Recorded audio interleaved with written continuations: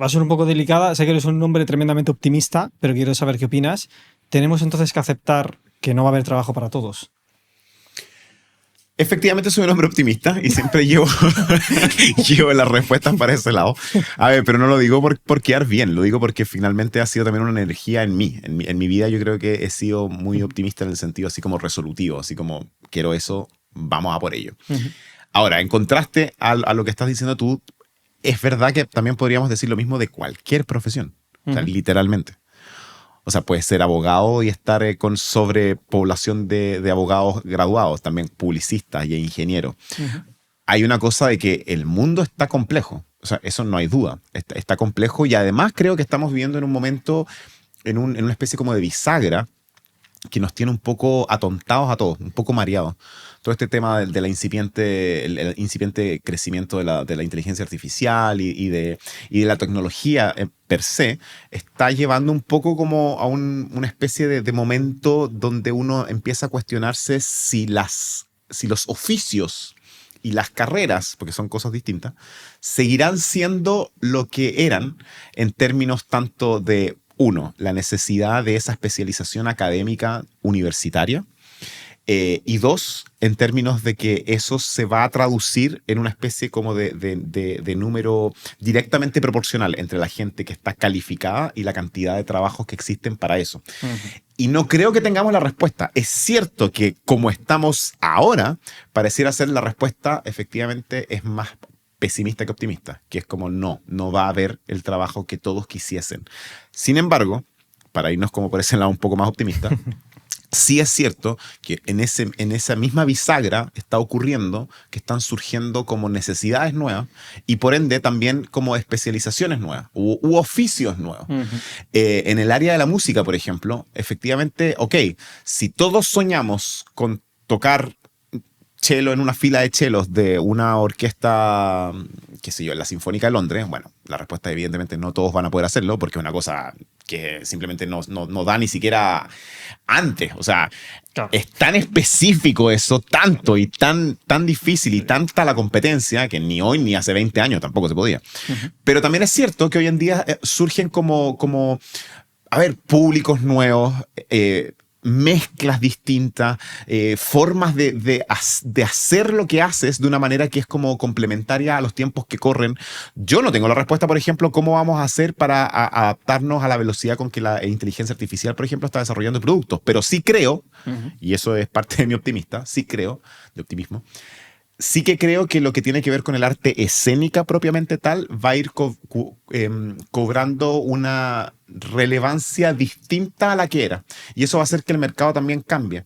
O sea, podemos pasar de teatros vacíos, como hoy en día ocurren a veces, en el sentido de que, claro, hay una audiencia que ya no está consumiendo ese producto heredado, a llenar los teatros, porque va a ser un producto que no va a ser el común de los productos en 10 años más, por decirte. O sea, cuando la tecnología esté absolutamente como apoderada del modus operandi cotidiano, quizás sí, se va a transformar en algo vintage. Claro, el asistir a algo que está ocurriendo va a tener fuerza.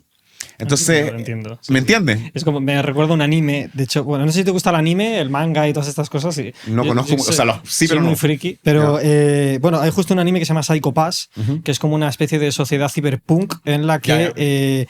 digamos que hay medidores psicológicos por toda la ciudad y a la gente pues la meten a la cárcel, a terapia o la dejan existir dependiendo de su nivel psicológico, y eso ha permeado a cómo funciona la propia policía, ¿no? Que tienen armas que no se desbloquean si el sistema no te da el sí al chequear este número, ¿no?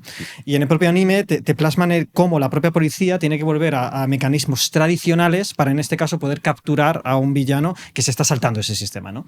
Entonces, me recuerda un poco lo que tú dices, ¿no? O sea, cómo quizás para salir de la Matrix volvemos a la experiencia más analógica, ¿no? Claro, pero es que yo creo que sí, yo creo que hay algo de eso. Lo que pasa es que está muy cerca, lo estamos viviendo en este momento. Entonces, hoy en día es más difícil verlo como una oportunidad y es más fácil verlo como una gran crisis.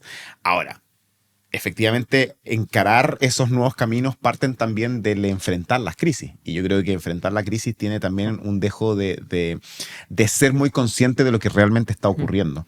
Por eso también este tema de las urgencias de los teatros de buscar nuevas audiencias, porque efectivamente, o sea, son temas que son reales. O sea, claro, yo es que el peligro que veo ahí es que verdaderamente se vaya a convertir en algo vintage molón, como estamos hablando, y no se convierta en una pieza de museo.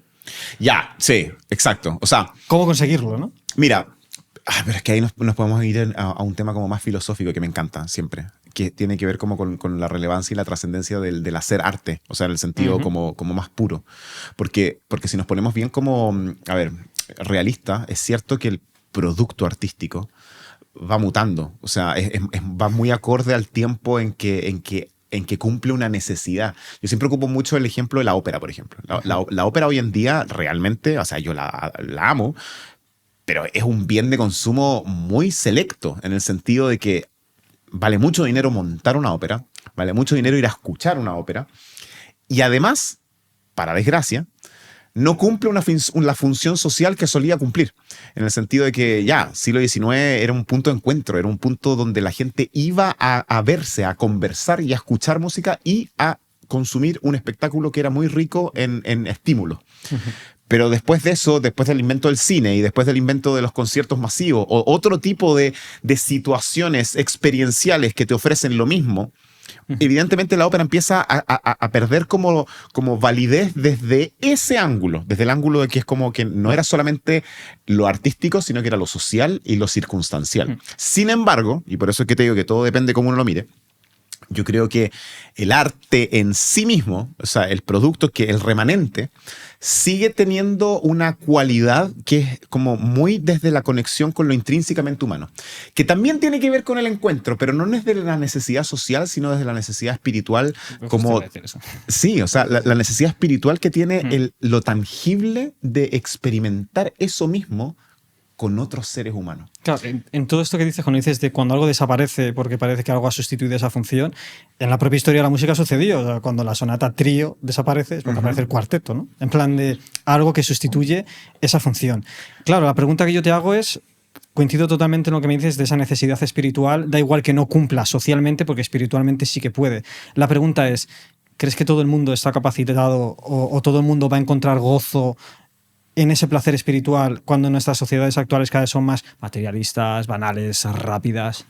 Es una buena pregunta, pero también yo creo que tiene respuestas distintas. Primero que nada, yo creo y soy un gran defensor de que la educación es un pilar fundamental para la construcción de conciencia respecto a la cultura, el arte y el rol edificante que tiene en la sociedad. Es decir, uno necesita aprender eso.